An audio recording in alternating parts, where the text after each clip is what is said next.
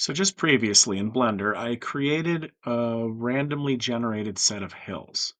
And then in Gimp, I created a soil texture that I then applied in Blender as tiles.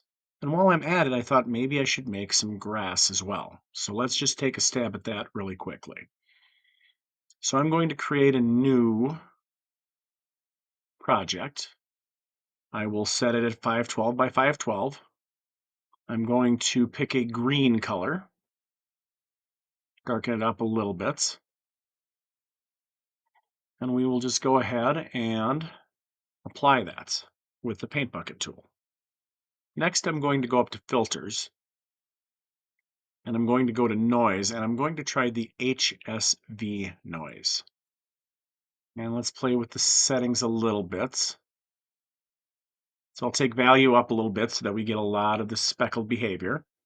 And I'll say, okay. I'm going to zoom in just a bit. And now what I think I'll do is go to filters again and I'm going to do a blur and I'll do the Gaussian blur.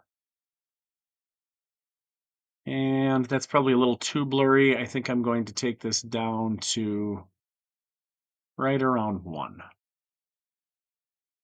I'm going to go up to filters again. This time I'm going to go to mapping and I'm going to tile this seamlessly. We'll accept that. And then I think I'm going to go to my colors and I'm going to play around a little bit with the brightness and contrast. So if I go to colors, brightness and contrast, let's take the brightness up a little bit and let's take the contrast up a little bit. Get this to pop a little bit. I'm going to go ahead and say OK. I will export this.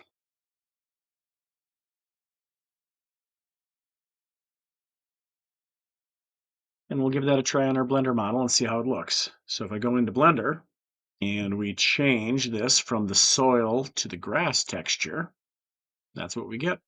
And that will work for my purposes.